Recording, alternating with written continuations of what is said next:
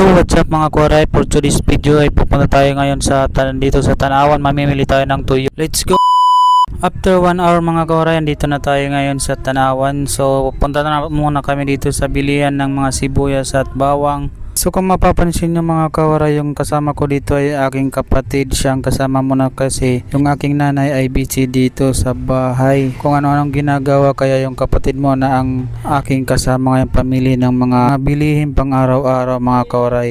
So yan mga kawaray, pagdating dito sa kabila nakakita kami na nagbibinta ng kalamansi, kaya bumili na yung aking kapatid ng kalamansi kasi kailangan to pang ng kanyang mga masarap itong kalamansi mga kawaray pag ng bagoong, kaya yan bibili kami ng bagoong para yan ang kapartner sa kalamansi.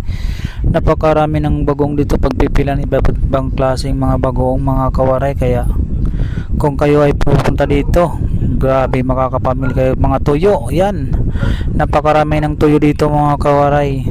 Magpipili ka lang talaga kung anong gusto mong tuyo, anong klaseng tuyo ang gusto mong bibilhin. Kaya bumili na kami dito ng tuyo na sapsap, at saka bumili kami pagkatapos namin bumili ng tuyo dito mga kawaray, pumunta na kami dito sa bilihan ng mga hotdog.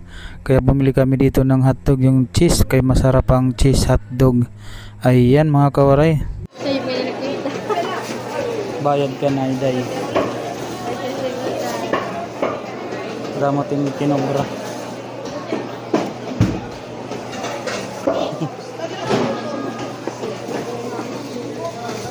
So yun mga kawaray, pagkatapos namin bumili ng hotdog, dito na naman kami sa isdaan mga kawaray.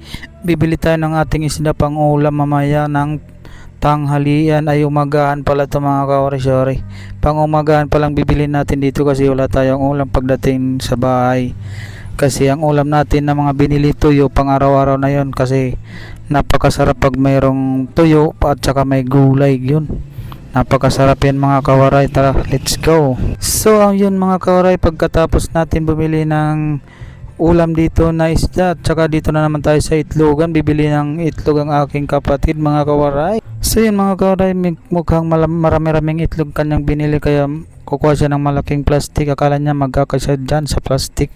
Pagkatapos nga namin bumili ng itlog mga kawaray, dito na kami diretso sa bilihan ng liha, kasi bibili daw siya ng liha na para pangpakinis ng kutis. Ay ano ba yun, pangpakinis ng kahoy pala mga kawaray. So yan mga kawaray, diretso na kami dito ngayon sa nakaparking naming motor, kaya let's go, uwi na tayo. Bye bye.